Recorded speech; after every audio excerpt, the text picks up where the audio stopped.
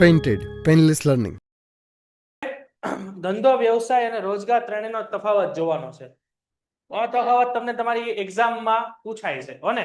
તમને જો આવી રીતના પણ પૂછાઈ શકે કે ભાઈ ધંધો અને વ્યવસાયનો તફાવત આપો, અથવા વ્યવસાય અને રોજગારનો તફાવત આપો, અથવા ધંધો અને રોજગારનો તફાવત આપો. ત્રણેય મિક્સ પણ પૂછે, અથવા ધંધો અને રોજગારનો તફાવત આપો એમ પણ પૂછે, અથવા ધંધા અને વ્યવસાયનો તફાવત આપો એમ પણ પૂછે, અથવા વ્યવસાય અને રોજગારનો તફાવત આપો એમ પણ પૂછે. આમાંથી કોઈ પણ વસ્તુ આપણને એક્ઝામમાં પૂછી શકે. આમ પણ પૂછી શકે અથવા આમ પણ પૂછી શકે, અથવા ધંધો અને રોજગાર બંને પણ પૂછી શકે. એટલે રેડી? પેલો તફાવત જો બધાને ખબર છે, ધંધો હોય ને તેમાં નફો હોય.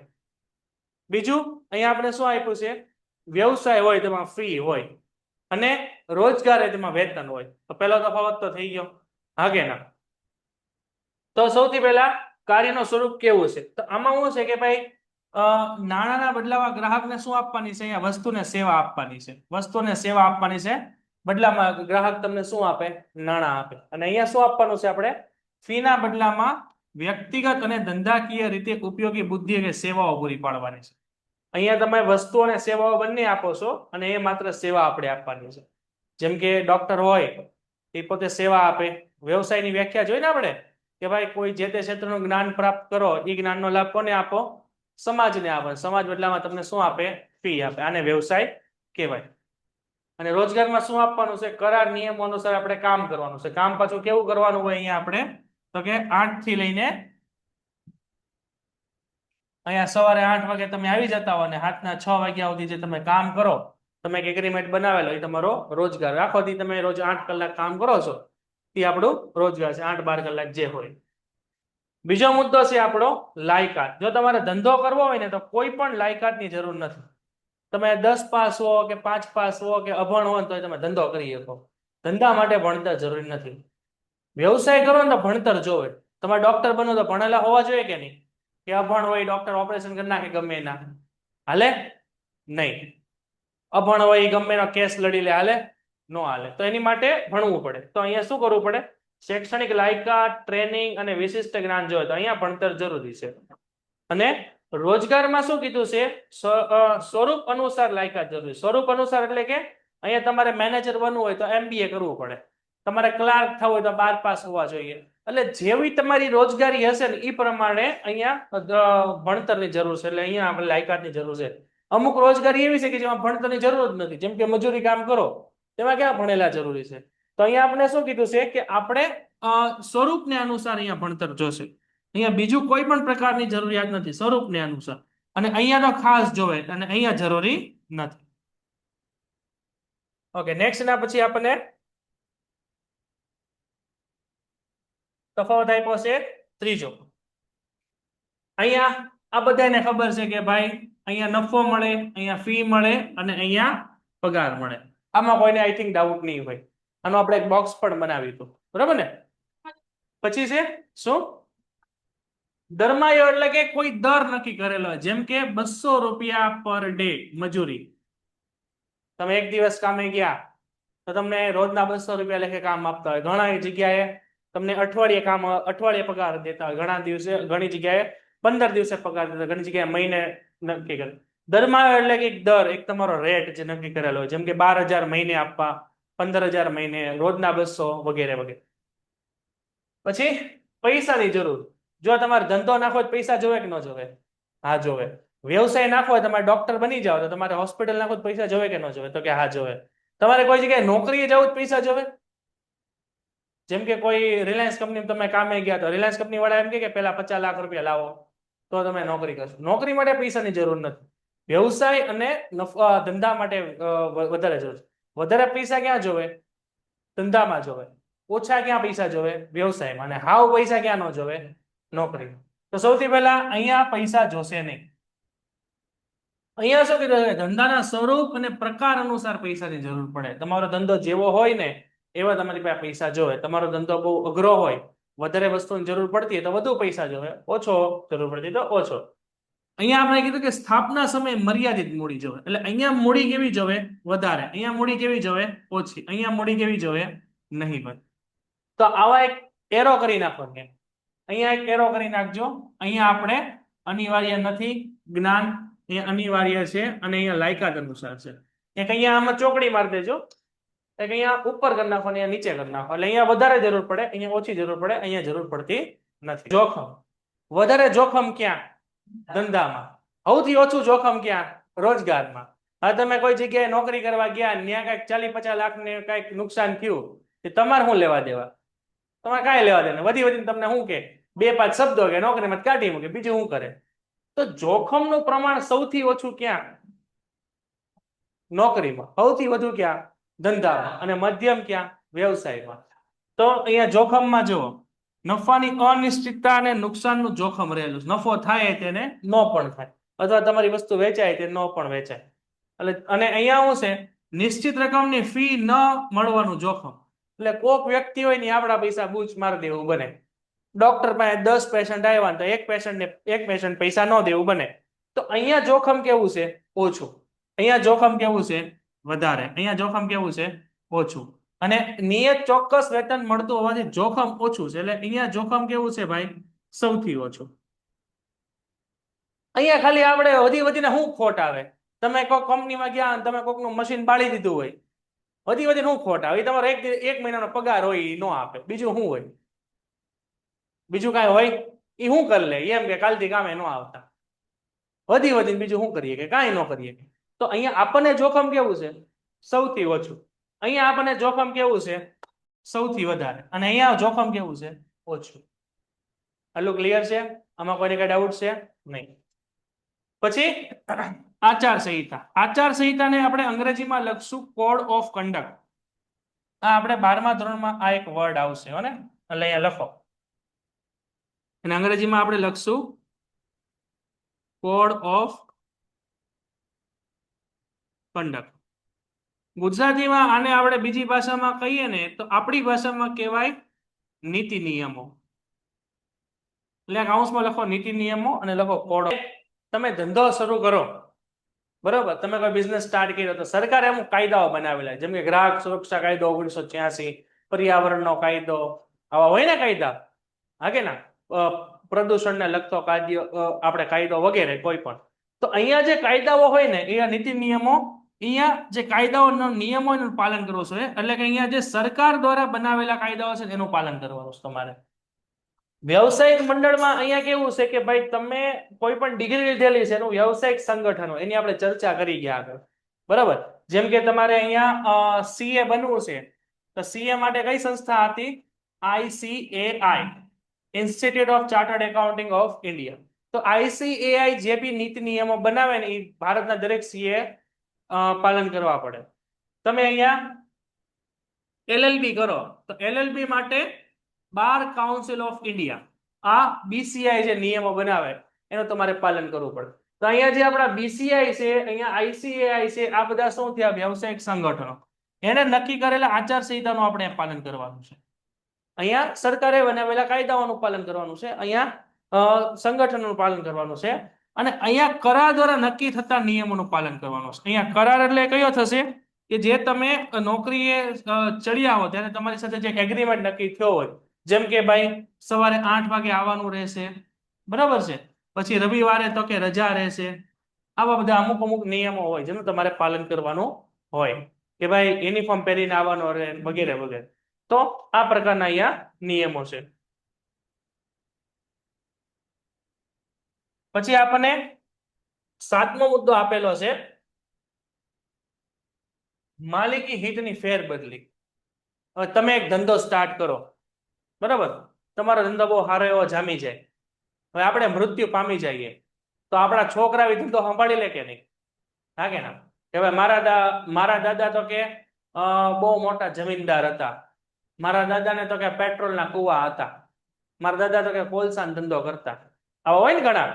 પછી એ મૃત્યુ પામે એટલે એના છોકરા સંભાળે, અને એ મૃત્યુ પામે એટલે આપણે સંભાળીએ. તો વારસ પેઢી દર પેઢી આ ધંધો હાલી આવે. તો માલિકીની ફેરબદલી સરળ છે કે ભાઈ એ માલિક હોય મૃત્યુ પામે તો એના વારસદારો પણ શું કરી શકે? અહીંયા માલિકીની ફેરબદલી થાય. વ્યવસાયમાં માલિકીની ફેરબદલી શક્ય નથી. વ્યવસાયમાં અહીંયા કોઈ પણ વ્યક્તિ માલિક ન બની શકે. એટલે અહીંયા એક ચોકડી મારજો અહીંયા માલિકીની ફેરબદલી શક્ય છે અને અહીંયા કોઈ માલિકી હક નથી. અહીંયા કઈ રીતે ફેરબદલી શક્ય નથી? જેમ કે તમે જો તમે એમબીબીએસ કર્યું, તમે એમબીબીએસ કર્યું, તમે ડોક્ટર બન્યા, તમે મોટું હોસ્પિટલ નાખ્યું, હજારો પેશન્ટના ઈલાજ કર્યા, હવે તમે મૃત્યુ પામી ગયા, એટલે તમારો છોકરો જો ડોક્ટર હોય, તમારો છોકરો જો ડોક્ટર એને એમબીબીએસ કરેલું હોય તો એ હોસ્પિટલ ઈ સંભાળી શકે. હવે તમે ડોક્ટર હોય, તમારો છોકરો મૂળ 9 પાસ હોય, તે હાલે ડોક્ટરમાં? નો હાલે. તો અહીંયા ફેરબદલી શક્ય નથી. ફેરબદલી ક્યારે શક્ય બને? તમે જે લાયકાત મેળવી છે એવી લાયકાત તમારા વારસદાર મેળવે તો જ શક્ય બને, બાકી અહીંયા શક્ય નથી. અને અહીંયા કોઈ માલિકી હક નથી ભાઈ, કે ભાઈ તમે કોઈ જગ્યાએ નોકરીએ રહ્યા છો, હવે તમે મૃત્યુ પામો તમારી નોકરી તમારા છોકરાને મળે એવું જરૂરી નથી. પેલા સરકારી નોકરીમાં હતું, અત્યારે એવું કઈ છે નહીં. તો અહીંયા સાથે સાથ મુદ્દા આપણા પૂરા થાય છે. આખું જોઈ લો, ન સમજાય ને પૂછો છે ભાઈ બધાને. રેડી? પછી આપણા ચેપ્ટરનો છેલ્લો મુદ્દો છે ધંધાકીય પ્રવૃત્તિઓનું વર્ગીકરણ. અલગ અલગ રીતે ધંધાની પ્રવૃત્તિઓ છે એ અહીંયા થતી હોય છે. જેમ કે અહીંયા આપણને 3 પ્રવૃત્તિઓ આપેલી છે. એમાંથી આપણી પહેલી પ્રવૃત્તિ છે વેપાર, વાણિજ્ય અને ઉદ્યોગ. વેપાર વાણિજ્ય એટલે કે ટ્રેડ, કોમર્સ એન્ડ ઇન્ડસ્ટ્રી. ત્રણેય આમ જોવો તો એક સરખું દેખાય, પણ થોડોક ફરક છે. સૌથી પહેલા આપણો મુદ્દો છે વેપાર, જેને આપણે ટ્રેડ કહેશું. વેપાર એટલે શું? કાંઈ સિમ્પલ વસ્તુ છે. તમે કોઈ વસ્તુ બનાવો છો, એ વસ્તુ તમે ગ્રાહકને આપો છો, ગ્રાહક પાસેથી તમે જે પૈસા લ્યો છો, વચ્ચે જે ગાળો છે તમારો નફો છે, તો તમે વેપારી છો. જેમ કે કોઈ વસ્તુ, જેમ કે કોઈ પેન છે, એ પેન મેં 8 રૂપિયાની પડતર કિંમતે બનાવી, બરોબર? 8 રૂપિયાની પડતર કિંમતે બનાવી, એમાં હું 2 રૂપિયા મારો નફો ઉમેરું અને 10 રૂપિયામાં ગ્રાહકને વેચું, ગ્રાહકને, અને ગ્રાહક મને 10 રૂપિયા આપે ને એમાંથી 2 રૂપિયા કમાઉં તો વેપારી કહેવાય. અહીંયા 2 વસ્તુ હોય. અહીંયા એક વસ્તુ હોય અને બીજી સેવા. સેવા એટલે સર્વિસ સેક્ટર, વસ્તુ એટલે આપણે ગુડ્સ. વસ્તુ એટલે એવી કે જેને તમે અડી શકો, અને સેવા એટલે એવી વસ્તુ કે જેને તમે અડી ન શકો. જેમ કે ઇન્ટરનેટ છે, વાહન વ્યવહાર છે, બરોબર, વીમો છે. જેમ કે તમે તમારો વીમો ઉતાર્યો હોય, તો વીમાના તમને એમ કીધું કે 5000 રૂપિયાનો વીમો ઉતરશે, તો તમારી પાસે 5000 રૂપિયા લઈ લેશે, બદલામાં તમને વીમાનો કાગળિયો આપે, પણ વીમાને તમે અડી ન શકો. તમે ઇન્ટરનેટનો રિચાર્જ કરાવ્યું, બરોબર, 800 રૂપિયાનું નેટનું રિચાર્જ કરાવ્યું તમે, તો એ 800 રૂપિયા તમે આપો છો, બદલામાં એ તમને સેવા આપે, સર્વિસ સેક્ટર આપે. તો ઇન્ટરનેટને તમે અડી નથી શકતા, એ અદ્રશ્ય વસ્તુ, તો એ સર્વિસ સેક્ટરમાં આવે. ઇન ડિટેલમાં આપણે આગળ આવશે ભણવાનું. તો સૌથી પહેલા શું કીધું છે કે નફાના હેતુથી 2 વ્યક્તિઓ વચ્ચે વસ્તુ કે સેવાના બદલામાં, વસ્તુ કે સેવા, પહેલા અહીંયા અંડરલાઈન કરજો, વસ્તુ કે સેવાના બદલામાં, વસ્તુ કે સેવા અથવા નાણાં ના બદલામાં વસ્તુ કે સેવાનો વિનિમય થાય, એટલે અહીંયા વેપાર. એટલે હવે અહીંયા તમે ધ્યાન આપો, અહીંયા આપણે આવી રીતના થોડુંક લખવાનું છે. અહીંયા આપણે વસ્તુ કે સેવા, તમારી પાસે કોઈ વસ્તુ હોય, જેમ કે તમારી પાસે એક પેન છે, બરોબર, હું તમને પેન આપું, તમે બદલામાં મને પેન્સિલ આપો, તો શું થયું? વસ્તુ કે સેવાની સામે શું આવ્યું? વસ્તુ કે સેવા. આપણે આમ નથી લખવું, આપણે કામ કરીએ, ઇન ડિટેલ જ લખીએ. સૌથી પહેલા પહેલો મુદ્દો, વસ્તુની સામે વસ્તુ. હું તમને પેન આપો, બદલામાં તમે મને પેન્સિલ આપો, અથવા તમે કોઈ ચેક રબર આપો, તો વસ્તુની સામે વસ્તુ આવે, બરાબર. બીજું, વસ્તુની સામે સેવા. હું તમને પેન આપું, પેન વસ્તુ થઈ ગઈ, બદલામાં તમે મને ઘર સુધી ઉતારી ગયો. સમજાણું? હું તમને પેન આપું, બદલામાં તમે એમ કહો કે ટ્યુશન થી મારું ઘર 4 કિલોમીટર આગળ છે, તમે ગાડી મને બેહાડીને ઉતારવા આવો, તો સર્વિસ સેક્ટર થઈ ગયું. ઓકે, હું તમને પેન આપું, તમને એમ કહો કે પિક્ચર ડાઉનલોડ કરવા દેતો, તો હું તમને પેન આપું, બદલામાં તમે મને વાઈફાઈ આપો છો, તો એ શું થઈ ગયું? વસ્તુની સામે છે. આ બધો બિઝનેસ છે ભાઈ, હો ને? પછી ત્રીજો મુદ્દો છે આપણો કે ભાઈ સેવાની સામે વસ્તુ. સેવાની સામે વસ્તુનું ઉલટું કરી નાખો. સેવાની સામે વસ્તુ એટલે શું? કે ભાઈ હું તમને ઇન્ટરનેટની સુવિધા આપું છું, અથવા હું તમને કોઈ જગ્યાએ ફરવા લઈ જાઉં છું, બદલામાં તમે મને કોઈ વસ્તુ આપો છો, જેમ કે તમે એક બુક મને આપો છો, સમજાણું? હું તમને કોઈ જગ્યાએ ફરવા લઈ જાઉં, અહીંથી અમદાવાદ ફરવા લઈ જાઉં, તો તમે એમ કહો કેટલા રૂપિયા દેવાના? ભાઈ ફરવાના 500 રૂપિયા થયા. એક કામ કરને, તો મને 500 રૂપિયાની કંઈક વસ્તુ આપી દે. તો તમે કોક મને એકાદું રમકડું આપી દો, તો સેવાની સામે વસ્તુ થઈ ગઈ. અને ચોથી વસ્તુ છે આપણી સેવાની સામે સેવા. ભાઈ હું તમને અમદાવાદ ફરવા લઈ જાઉં, તો સેવા થઈ ગઈ. બદલામાં તમે મને દિલ્હી ફરવા લઈ જાઓ, અથવા બદલામાં તમે મને ઇન્ટરનેટ વાપરવા દો, તમારા ઘરનો વાઈફાઈ નો પાસવર્ડ આપી દો, તો સેવાની સામે સેવા થઈ ગયું. આગળ પછી પાંચમું કયું છે આપણી પાસે કે ભાઈ વસ્તુની સામે નાણાં. હું તમને પેન આપું, બદલામાં તમે મને 10 રૂપિયા આપી દો, બરોબર. અને છઠ્ઠું આપણી પાસે કયું છે તો કે સેવાની સામે નાણાં. હું તમને અમદાવાદ સુધી લઈ જાઉં, બદલામાં તમે 500 રૂપિયા ભાડું આપી દો. બધા બિઝનેસ છે. આ 6 મુદ્દા છે, 1 2 3 4 5 6. આ તમારી બુકમાં લખી નાખો, ખૂણામાં આવી રીતના ક્યાંક જગ્યાએ નાના અક્ષરે. પેન્ટેડ એપ્લિકેશન ધોરણ 6 થી 12ના વિદ્યાર્થીઓ માટે અપડેટ થઈ ચૂકી છે. આ એપ્લિકેશનમાં શું છે? બધા જ વિષયના વિડીયોઝ છે. ગુજરાતની બેસ્ટ ફેકલ્ટી દ્વારા લાઈવ લેક્ચર્સ છે. આઈએમપી પ્રશ્ન છે, ટેસ્ટ સિરીઝ છે, અને ગુજરાતના તમામ વિદ્યાર્થીઓ સાથે તમે તમારી કમ્પેરિઝન કરી શકો છો. ગેમિફિકેશન છે અને બીજું ઘણું બધું. તો તમે એપ્લિકેશન ડાઉનલોડ ન કરી હોય તો ડિસ્ક્રિપ્શનમાં લિંક આપી છે, હમણાં જ પ્લે સ્ટોર ઉપર જાઓ અને એપ્લિકેશન ડાઉનલોડ કરો. ઘરે બેઠીને સરસ મજાનું ગુજરાતની જોરદાર ફેકલ્ટી સાથે ભણો, સારા માર્ક્સે પાસ થાઓ. પ્રકારની બધા આપણા વેપારના પ્રકારો છે, બરાબર છે. તો જો આપણે અહીંયા કીધેલું છે, હવે અહીંયા બોર્ડ ઉપર ધ્યાન આપજો ભાઈ દરેક વ્યક્તિ. જો સૌથી પહેલા શું કીધું છે કે વસ્તુ ના બદલામાં વસ્તુ, પછી સેવાના બદલામાં સેવા, પછી એમાં ને એમાં તમે જોવો તો કે વસ્તુના બદલામાં સેવા અને સેવાના બદલામાં સેવા કે વસ્તુના બદલામાં વસ્તુ. ટૂંકમાં આ ચારેય પોર્શન અહીંયા લખ્યા છે, અહીંયા રિપીટ થાય છે. અથવા શું કીધું છે કે વસ્તુના બદલામાં નાણાં અથવા સેવાના બદલામાં નાણાં. તો એ આપણે ઉપર લખ્યું છે. આ 6 પોર્શન છે, એ કાંઈક ને કાંઈક વસ્તુ એક્સચેન્જ થતી હોવાથી આને શું કહેવાય છે? આપણે વેપાર કહેવાય. જો એક્ઝામ્પલ દીધું છે, તમે દુકાનદાર પાસેથી પુસ્તક ખરીદો અને પુસ્તકના બદલામાં નાણાં ચૂકવો, એટલે વસ્તુના બદલામાં નાણાંનો વિનિમય થયો કહેવાય. તો આ આવી ગયું વસ્તુની સામે નાણાં, બરાબર. આપણે 6 ના એક્ઝામ્પલ જોયા હમણાં. એક આ એક્ઝામ્પલ, તમે બસની ટિકિટ ખરીદી મુસાફરી કરો એટલે નાણાંના બદલાનો સેવાનો વિનિમય થયો. એટલે તમે શું કીધું? અહીંથી અમદાવાદ ગયા તો એ સેવા મળે, બદલામાં તમે 500 રૂપિયા ટિકિટ આપી, તો સેવાની સામે નાણાં. વસ્તુની સામે વસ્તુ, પેનની સામે પેન છે. વસ્તુની સામે સેવા, પેનની સામે તમને અમદાવાદ ફરવા લઈ જાઓ. એક્ઝામ્પલ છે ને, બાકી તમે કોઈ પણ ફિટ કરી શકો. સેવાની સામે વસ્તુ, તમે અમદાવાદ મને ફેરવા લઈ જાઓ, બદલામાં હું તમને કોઈ વસ્તુ ગિફ્ટ આપું. અને સેવાની સામે સેવા, તમે અમદાવાદ ફરવા લઈ જાઓ, બદલામાં હું તમને મારા ઘરનો વાઈફાઈ નો પાસવર્ડ આપી દઉં, 15 દી વાપરો ફ્રી. કાંઈક ને કાંઈક વસ્તુ એક્સચેન્જ થાય છે, એટલે એને આપણે ટ્રેડ કહેવાય. એટલે આને અહીંયા જે વિનિમય વર્ડ લખ્યો છે ને, વિનિમય વર્ડ ત્યાં ઇંગ્લિશમાં લખો એક્સચેન્જ. સમજાઈ ગયો હશે, બરાબર ને? કાંઈક ને કાંઈક એક્સચેન્જ થવું જોઈએ, તો જ એને વેપાર કહેવામાં આવે. લક્ષણો જોઈએ તો કયા કયા લક્ષણો આપણે કીધા છે? સૌથી પહેલા આ એક આર્થિક પ્રવૃત્તિ છે, એટલે આમાં કાંઈક ને કાંઈક શેની વાત આવી છે ભાઈ? કાંઈક ને કાંઈક પૈસાની વાત આવી છે, એટલે આને આર્થિક પ્રવૃત્તિ કહેવામાં આવે છે. બીજું અહીંયા બે પક્ષકારો, એક ખરીદનાર હોય, એક વેચનાર હોય. બે પક્ષકારો હોય, એક વસ્તુ વેચે છે, બીજો વ્યક્તિ ખરીદે છે. ત્રીજું અહીંયા વિનિમય થવો અનિવાર્ય છે. વિનિમય એટલે આપણું શું થઈ ગયું? અહીંયા આપણું એક્સચેન્જ.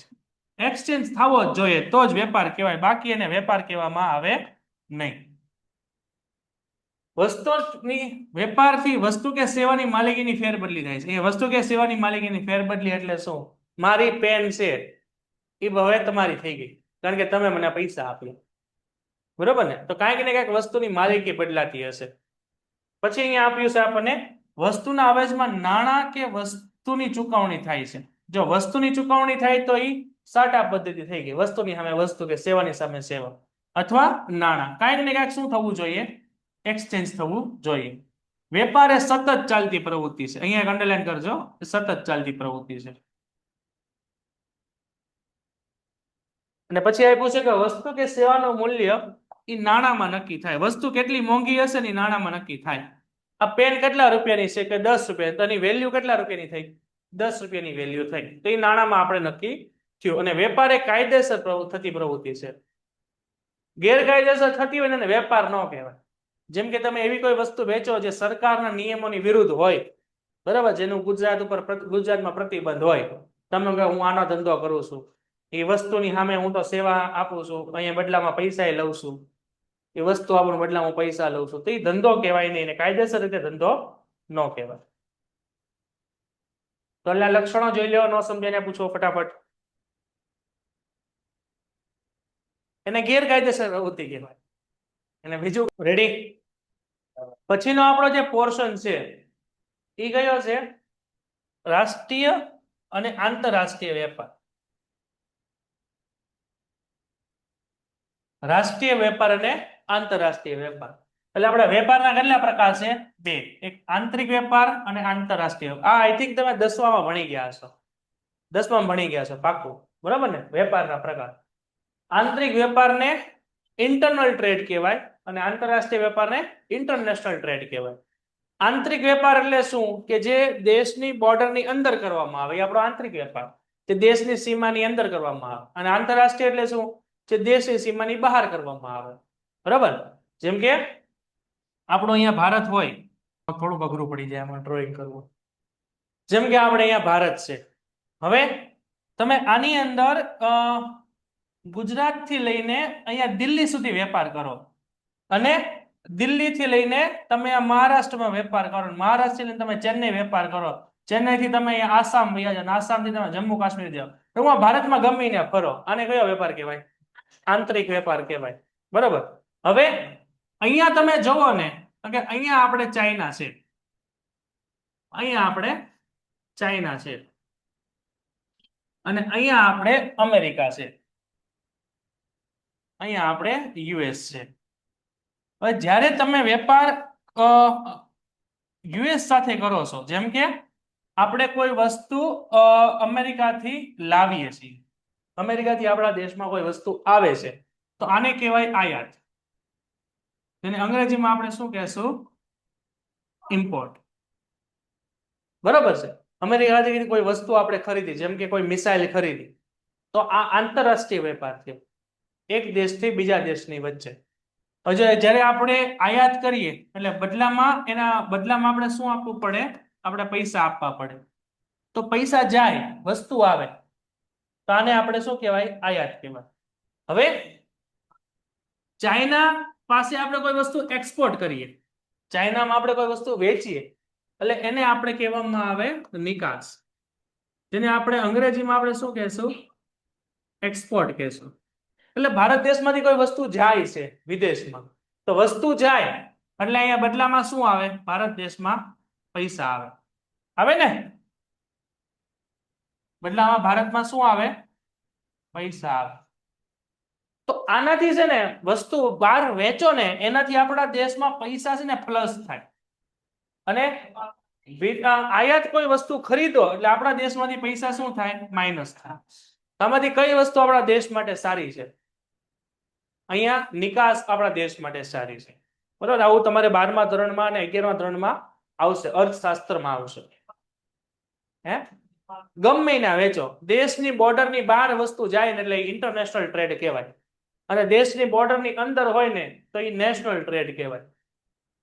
આને આંતરિક વેપાર કહેવાય અને આંતરરાષ્ટ્રીય વેપાર કહેવાય. આમાં કોઈને કઈ ડાઉટ છે? હવે ક્લિયર છે? તો શું કીધું છે અહીંયા? અંડરલાઈન કરજો. દેશની સરહદમાં જુદા જુદા વિસ્તારમાં થતા વેપારને આંતરિક વેપાર કહેવાય. આ એટલું અંડરલાઈન કરો, 1 માર્ક. જેમ કે આપણે શું કીધું છે કે ભાઈ અમદાવાદથી વેપાર, કાશ્મીરને સફરજનની પેટીઓ ખરીદો, નાગપુરના વેપારીને વેચો, એટલે આપણો આંતરિક વેપાર થયો. આનું આપણે એક્ઝામ્પલ હમણાં જોયું. અહીંયા તમે કોઈ પણ એક્ઝામ્પલ લખી શકો કે ભાઈ ગુજરાતથી કેરી ખરીદીને આપણે મહારાષ્ટ્ર વેચી, તો આંતરિક વેપાર થયો, વગેરે. વિતરણની દ્રષ્ટિએ આપણે 2 ભાગ પડે, એક જથ્થાબંધ વેપાર અને એક આપણો છૂટક વેપાર. તો છૂટક વેપાર કોને કહેવાય, જથ્થાબંધ વેપાર કોને કહેવાય? આવું તમારે BA ની અંદર હવે આગળ ભણવાનું આવશે, બરાબર, કે જેમાં જથ્થાબંધ વેપાર હોય ને એને B2B કહેવાય, બિઝનેસ ટુ બિઝનેસ કહેવામાં આવે, અને છૂટક વેપારી હોય ને એને B2C કહેવાય, બિઝનેસ ટુ કસ્ટમર કહેવામાં આવે. આવું આપણે આગળ આવશે ભણવાનું, બરાબર. બિઝનેસ ટુ બિઝનેસ એટલે શું, કે અહીંયા એક મોટો વેપારી છે ને એની પાસેથી એક નાનો વેપારી વસ્તુ ખરીદે છે, પણ ઈ વ્યક્તિ એનો ઉપયોગ કરતો નથી, ઈ પણ શું કરે છે, એને આગળના કોઈ વ્યક્તિને વેચવા માટે ખરીદે છે, તો એ જથ્થાબંધ વેપારી કહેવાય. છૂટક વેપારી શું કરે છે, એ જથ્થાબંધ વેપારી પાસેથી સામાન ખરીદે છે, અને છૂટક વેપારી અહીંયા કોને આપે છે, દુકાનદારને આપે છે, અને દુકાનદાર અહીંયા કોને આપે છે, તમને આપે છે. એટલે અહીંયા છૂટક વેપારીની દ્રષ્ટિએ તમે જો દુકાનદારને જોવો અહીંયા, તો એ B2B થયું, છૂટક વેપારીથી અહીંયા દુકાનદાર. પરંતુ છૂટક વેપારીથી તમે જો ગ્રાહક ડાયરેક્ટ ખરીદે તો એ શું થયું, B2C થયું. આ એક આપણે ધ્યાન રાખશું, આગળ આવશે. તો શું કીધું છે કે જથ્થાબંધ વેપારી મોટા જથ્થામાં ઉત્પાદન કરી અને ઉત્પાદક પાસેથી વસ્તુઓ ખરીદીને છૂટક વેપારીને જરૂરિયાત અનુસાર વિતરણ કરે છે. જથ્થાબંધ વેપારી માલના ઉત્પાદક અને છૂટક વેપારી વચ્ચે કડી સમાન છે. એટલે દાખલા તરીકે અહીંયા એક રિલાયન્સ કંપની છે જે જામનગરમાં આવેલી છે. તો આ આપણે જે વિદેશમાંથી ક્રૂડ ઓઇલ આવે ને, હાકે ને, એ ક્રૂડ ઓઇલ ને શું કરે, રિફાઇન કરે, અને રિફાઇનરી કરીને એમાંથી પેટ્રોલ ડીઝલ ને બધું છૂટો પાડે. એ ક્રૂડ ઓઇલ આપણે ડાયરેક્ટ જ તે આવતું હોય, પછી એને આપણે રિફાઇન કરવું પડે, એમાંથી અલગ અલગ વસ્તુઓ છૂટી પાડવી પડે. તો આ રિલાયન્સ છે ને એ આપણું ઉત્પાદક થઈ ગયું. આપણે એ એક્ઝામ્પલ જવા દો, તમને બહુ અઘરું પડશે. આપણે બાલાજી કંપની રાખી, એ તમને વધારે સમજાશે. રાજકોટમાં બાલાજી કંપની છે ભાઈ, એ વેફર બનાવે, વેફરના પેકેટ બનાવે. તો એ બાલાજી શું થયો, ઉત્પાદક થયો, બરાબર છે. હવે ઉત્પાદક બાલાજી પાસેથી કોણ વ્યક્તિ ખરીદે, તો કે જથ્થાબંધ વ્યક્તિ ખરીદે. જથ્થાબંધ વ્યક્તિ એટલે એના એજન્ટ હોય. જેમ કે ભાવનગર હોય તો આખા ભાવનગરની કોઈ વ્યક્તિને એજન્સી આપેલી હોય, તો આખા ભાવનગરમાં જેટલી પણ બાલાજીના પેકેટ આવતા હોય ને કોઈ એક વ્યક્તિ થ્રુ આવતા હોય, એટલે બાલાજી કંપની એ નામના વ્યક્તિને કોઈ વસ્તુ આપે, અને એ નામનો વ્યક્તિ પછી આખા ભાવનગરમાં બધી જગ્યાએ ફેલાવે, એને નીચેના માણસોને આપે. તો એ જથ્થાબંધ વેપારી થયો. જથ્થાબંધ વેપારી પાસેથી કોણ ખરીદશે, છૂટક વેપારી ખરીદશે. જેમ કે આ રાજકોટથી માલ આવ્યો, એ બધો ક્યાં ઉતર્યો, તો કે અમદાવાદ ઉતર્યો. અમદાવાદથી પછી છૂટક વેપારી કોણ છે, તો કે અહીંયા ભાવનગરમાં કોઈ વ્યક્તિ હોય, તો ભાવનગરનો માલ, ભાવનગરના જથ્થાબંધ વેપારી હોય, એ આપણે અહીંયા કોઈ પણ, જેમ કે ગામડું છે, જેમ કે ઘોઘા છે, તો ઘોઘામાં કોઈ વ્યક્તિ પાસે ઉતર્યો, તે આપણો છૂટક વેપારી થયો. અને છૂટક વેપારી પાસેથી કોણ ખરીદશે, તો કે અહીંયા છૂટક વેપારી પાસેથી કોણ ખરીદશે, તો કે દુકાનદાર. દુકાનદાર ખરીદશે. દુકાનદાર પાસેથી કોણ ખરીદશે, ગ્રાહક ખરીદશે. આવું ભાઈ ધ્યાન રાખજો, આવું આપણે આગળ ભણવાનું આવશે 12મા ધોરણમાં પણ, બરાબર ને. હવે અહીંયા ધ્યાન આપજો, જ્યારે જથ્થાબંધ થી ઉત્પાદક થી જથ્થાબંધ વચ્ચેની વાત આવે તો આને કહેવાય B2B, બિઝનેસ ટુ બિઝનેસ. જથ્થાબંધ થી છૂટકની વાત આવે તો આને પણ કહેવાય B2B, બિઝનેસ ટુ બિઝનેસ. છૂટક થી દુકાનદાર પણ આવે તો આને પણ આપણે કહેશું B2B. અહીંયા B2B હું લખું છું કારણ કે કોઈ વ્યક્તિ ઉપયોગ કરતા નથી, ઉપભોગતા નથી, ગ્રાહક નથી. એ વેફરનું પેકેટ તોડીને ખાશે નહીં આમાંથી, કોઈ ખાય આમાંથી.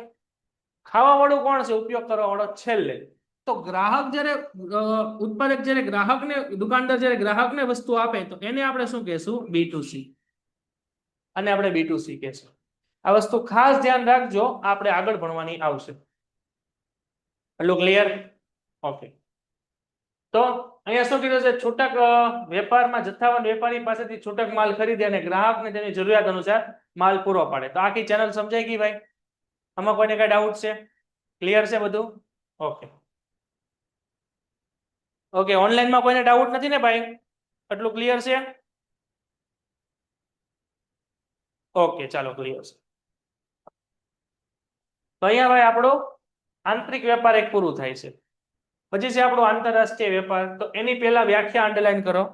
એક કોઈ પણ બે દેશો વચ્ચે થતા વેપારને આંતરરાષ્ટ્રીય વેપાર કહેવાય. આંતરરાષ્ટ્રીય વેપાર અથવા ઇન્ટરનેશનલ ટ્રેડ, જેને આપણે અંગ્રેજીમાં કહેશું.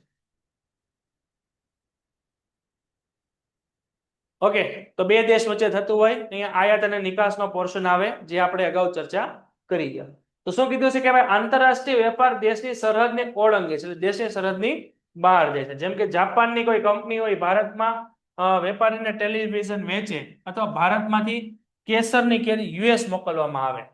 તો જો અહીંયા ધ્યાન આપો, જ્યારે તમે જાપાનની કોઈ કંપની પાસેથી ભારતનો વેપારી ટેલિવિઝન વેચે, જાપાનની કંપની ભારતના વેપારી ટેલિવિઝન વેચે, એટલે એ ટેલિવિઝન ઇન્ડિયામાં આવે છે કે જાય છે? જાપાનની કંપની ભારતના વેપારી ટેલિવિઝન વેચે તો ઇન્ડિયામાં આવે કે જાય છે? આવે છે. તો આને શું કહેવાય? આને ઇમ્પોર્ટ અથવા આયાત કહેવાય.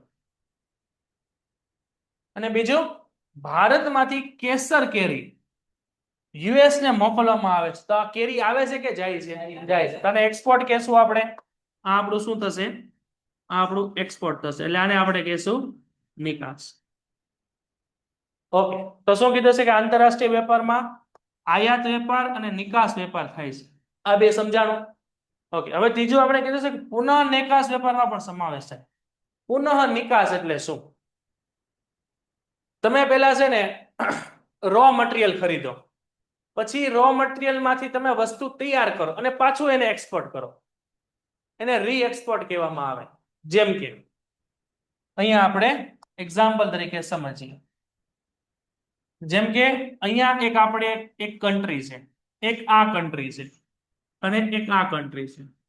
જેમ કે આ આપણી ઇન્ડિયા છે, આ આપણું અમેરિકા છે અને આ આપણું ચાઇના છે. હવે અહીંયા ઇન્ડિયામાંથી કોઈ પણ વસ્તુ અમેરિકા જાય તો આને નિકાસ કહેવાય, બરાબર? અમેરિકામાંથી કોઈ વસ્તુ ઇન્ડિયામાં આવે તેને શું કહેવાય? આયાત કહેવાય. આ તમે જોવો છો એ ઇન્ડિયાના પોઈન્ટ ઓફ વ્યૂથી જોવો છો. અમેરિકાના પોઈન્ટ ઓફ વ્યૂથી જોવો તો આને શું કહેવાય? આને નિકાસ કહેવાય, આને આયાત કહેવાય. એનું ઉલટું થાય ને. તો જ્યારે અમેરિકા વ્યક્તિ તમને વસ્તુ આપે છે તો આને શું કહેશું આપણે? નિકાસ. અમેરિકાએ તો એક્સપોર્ટ કર્યું ઇન્ડિયામાં. હવે ઇન્ડિયા શું કરશે? અહીંથી ફોર એક્ઝામ્પલ એને મોબાઈલની તમને ચીપ આપી, મોબાઈલની ચીપ આવે ને, મોબાઈલના સ્પેર પાર્ટ, બરાબર? ઇન્ડિયાએ શું કર્યું? સ્પેર પાર્ટમાંથી એક મોબાઈલ રેડી કર્યો, એક મોબાઈલ રેડી કર્યો અને આ મોબાઈલને ઇન્ડિયાએ શું કર્યો? ચાઇનામાં નિકાસ કર્યો. તો અહીંયા એક્સપોર્ટ અને પાછું એમાંથી પાછું એક્સપોર્ટ, આને રી એક્સપોર્ટ કહેવામાં આવે. તમે સામાન મંગાવો છો કાચો માલ અને કાચા માલથી પાછું શું કરો છો? એને બનાવીને પાછું એને પાછું એક્સપોર્ટ કરો છો. અહીંયા તમારા દેશમાં એનો ઉપયોગ થતો નથી, તમારા દેશમાં એનો ઉપયોગ થાય ને તો એ પાછું આયાત થઈ જાય. તમે માત્ર માલ લેવા લાવો છો, ખાલી બીજી જગ્યાએ મોકલવા. બીજું,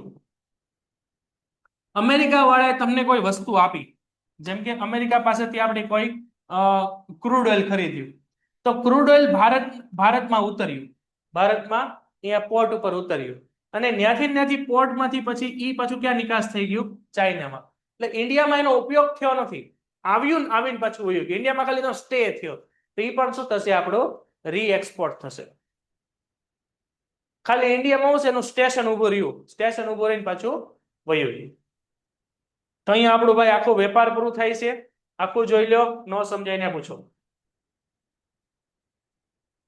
હા ભાઈ, 1 માર્કમાં પૂછાશે આની વ્યાખ્યા. કોઈ પણ બે દેશો વચ્ચેનો વેપારને આંતરિક વેપાર કહેવાય અને બે દેશો વચ્ચેનો વેપારને દેશની અંદરના વેપારને આંતરિક વેપાર કહેવાય. ઓકે, ક્લિયર છે દરેકને? ઓનલાઈનમાં વાણિજ્ય છે. વાણિજ્ય એટલે આપણું થશે કોમર્સ. વાણિજ્ય એટલે આપણું થશે કોમર્સ. હવે જો કોમર્સ અને વેપાર આમ તમે જોવો ને તો બે એક જ છે, બંને વચ્ચે થોડોક ફરક છે. વેપારમાં શું હતું? વેપારમાં તમે અહીંયા કોઈ વસ્તુ કે સેવા હતી ને એના બદલામાં તમે નાણાં મેળવતા હતા. અહીંયા તમારે શું કરવાનું છે કે વસ્તુ કે સેવાની સામે અહીંયા વસ્તુની સામે તમારે સેવાનો અહીંયા પોર્શન વધારે છે, એટલે સર્વિસ સેક્ટરને અહીંયા વધારે ધ્યાનમાં લેવાનું છે. જેમ કે શું કીધું છે કે વેપાર એટલે વેપાર અને વેપારને સહાયક સેવાઓ, એટલું અંડરલાઈન કરો. એટલે આપણે આમ જોવો ને તો અહીંયા વાણિજ્ય એટલે શું થશે? વેપાર પ્લસ વેપારને સહાયક સેવાઓ, બરાબર શું થશે આપણું વાણિજ્ય. હવે એક બોક્સ બનાવી નાખો. સેવાઓ એટલે કઈ કઈ અહીંયા તમે જો પેલો બેન્કિંગ, વીમો, વાહન વ્યવહાર, સંદેશા વ્યવહાર, વખાર, આડતિયા, આ બધા સર્વિસ સેક્ટરમાં આવે. હવે આ બધા લોકો તમે જોશો ને તો ધંધાને ડાયરેક્ટ ઇનડાયરેક્ટ ગમે એમ હેલ્પ કરતા હશે. જેમ કે તમે એક ધંધો શરૂ કર્યો, કોઈ પણ બિઝનેસ તમે સ્ટાર્ટ કરો તો તમારે સૌથી પહેલા બેંકની જરૂર પડે. તમારું બેંકમાં ખાતું હોવું જોઈએ, પૈસા જમા કરવા, ઉપાડવા માટે, કોઈને પૈસા મોકલવા માટે જોવે ને. તો એવું છે કોમર્સમાં આવે. વીમો, વાહન વ્યવહાર એકે ધંધો થાય? વાહન વ્યવહાર વગર એકે ધંધો થાય? કોઈ ન થાય. ગમે એમ તમારે ગાડી તો જોવે જ તે, હા કે ના, માલ લાવવા મૂકવા કે ગમે એ રીતે એમ. પછી સંદેશા વ્યવહાર, ઇન્ટરનેટ વગર એકે ધંધો થાય આજના જમાનામાં. ઇન્ટરનેટ વગર કાંઈ વસ્તુ પોસિબલ જ નથી. પછી વખાર એટલે ગોડાઉન. તમે કોઈ બિઝનેસ સ્ટાર્ટ કરો તો તમારે કોઈ વસ્તુ તો બનાવો ને, તો તમે એનો સ્ટોક તો ક્યાંક મૂકો કે નહીં. જેમ કે તમે પેન બનાવવાનો બિઝનેસ કર્યો તો પેન બને તો બધી એખાડે થોડી વેચાવાની છે. એને આપણે શું કરવું પડે?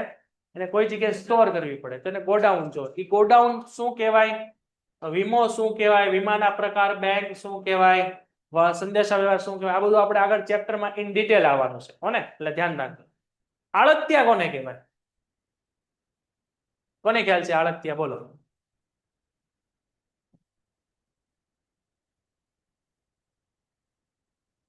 કોને કહેશો આપણે આડતિયા ભાઈ? નહીં? જેમ કે દિલ્હીથી બહુ મોટા સ્ટોકમાં હું કોઈ સામાન ખરીદું. જેમ કે હું દિલ્હી જાઉં અને દિલ્હીથી હું 20 લાખ રૂપિયાની રેડીમેડ કપડાં લઈ આવું. આપણે ભાવે ને શર્ટ પેન્ટ ને બધું, 20 લાખ રૂપિયાના કપડાં બધું લઈ આવું. તો 20 લાખ રૂપિયાની મેં ખરીદી કરી હશે તો અહીંયા શું થશે? એ સામાન મને હાવ સસ્તો પડ્યો હશે, હા કે નહીં? તો 20 લાખ રૂપિયાના કપડાં એટલે કેટલા બધા થાય? તમારા 2-4 ગોડાઉન ભરાઈ ગયા હશે. તો કસ્ટમરને હું ડાયરેક્ટ થોડો સેલ કરીશ. મારથી સેલ થાય એટલા બધા કપડાં, તો મારે શું કરવું પડે? વચ્ચે કોઈ દલાલ રાખવો પડે, કોઈ કમિશન એજન્ટ રાખવો પડે. જેમ કે હું એક સામાન લઈ આવું અને હું તમને વાત કરું કે ભાઈ આપણે જે રેડીમેડ કપડાં લાવ્યા છે એની બહુ સારી ક્વોલિટીના છે અને સસ્તા છે. હવે મને એ કપડાની આખી જોડ છે ને 300 રૂપિયામાં પડી હોય, તો હું તમને કહું કે નહીં કે ભાઈ આપણે 320 રૂપિયા વેચવાની છે. તો તમે શું કરશો? તમે કોઈ એવો કસ્ટમર ગોતશો જેને 350 વેચો. તો તમે મારી પાસે 320 ખરીદો ને તમે 350 વેચો, તો તમે વચ્ચે આડતિયા થયા. તમે આડા આવ્યા. કોની આડા આવ્યા? વેપારી અને જથ્થાબંધની વચ્ચે આવ્યા. તો તમે દલાલ થયા. તો એ લોકોની જરૂર પડે કે ન પડે? પડે ને. તમારે ધંધામાં ગમીને જરૂર પડે, કારણ કે બધા પ્રકારનું બિઝનેસનું નોલેજ તમારી પાસે ન હોય ને. તો આડતિયા એટલે કમિશન એજન્ટની જરૂર પડે, જે તમને કોઈ વસ્તુ એ પોતે પોતાનો નફો રાખીને તમને વસ્તુ વેચે. તો સૌથી પહેલા અહીંયા લક્ષણોની આપણે વાત કરીએ તો સૌથી પહેલું લક્ષણ શું છે? વાણિજ્ય શબ્દમાં વેપારનો સમાવેશ થાય છે, એટલે વેપાર એમાં ભેગું આવી ગયું. જો વેપાર એટલે વાણિજ્ય એટલે શું થાય? વેપાર પ્લસ વેપારની સહાયક સેવા. વેપાર એટલે પાછું શું હતું? અહીંયા વસ્તુ કે સેવાનો શું થતો હતો? વિનિમય. અહીંયા બદલામાં આપણે વિનિમય એટલે બદલામાં આપણે શું મળતા હતા? નાણાં. તો વેપાર પ્લસ વેપારની સહાયક સેવાઓ એટલે શું થાય? વાણિજ્ય. તો અહીંયા વેપારનો શું થાય? સમાવેશ. એટલું એક અહીંયા અંડરલાઈન કરજો. આ એક કેવી પ્રવૃત્તિ છે? એક આપણી આર્થિક પ્રવૃત્તિ છે. આમાં પૈસા મળે ને બધા પૈસા. જેમ કે તમે દલાલી કરો તો તમને પૈસા મળે, તમે ગોડાઉન ભાડે રાખો તો તમને પૈસા મળે, તમે સંદેશા વ્યવહાર કરો તો તમને પૈસા મળે. તો બધામાં પૈસા છે. પછી શું કીધું છે? વેપારને મદદરૂપ થાય તેવી સહાયક સેવાનો સમાવેશ થાય છે. જેમ કે આ બધી છે ને વેપારની સહાયક સેવાઓ છે, જે આપણે આગળ જોઈ ગયા. વસ્તુના સમય અને સ્થળ ઉપયોગિતામાં વધારો કરે છે. અહીંયા વસ્તુના સમય અને સ્થળની ઉપયોગિતામાં વધારો કરે. જેમ કે વાહન વ્યવહાર હોય તો વાહન વ્યવહાર તમારા ધંધામાં આવે તો અહીંયા તમારો સમય છે ને એ બચે. સ્થળ ઉપયોગી સમય ઉપયોગિતા થયું. પછી તમારું અહીંયા ગોડાઉન તમે ભાડે રાખ્યું હોય તો તમારો સામાન છે ને સચવાઈ રહે, તો એ સ્થળ ઉપયોગિતા થાય. એ ગમે તે તમને ઉપયોગી થાય છે, જે તમારા ધંધાને વિકાસ કરવા માટે મદદરૂપ થાય છે.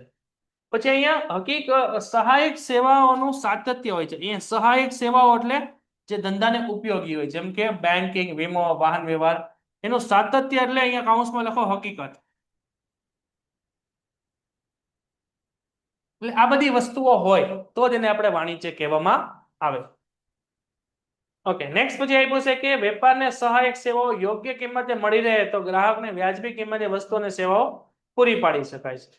એ ગ્રાહકને આપણે શું આપવાની છે? વ્યાજબી કિંમતે. વ્યાજબી કિંમત ક્યારે આપણે નક્કી કરી શકીએ?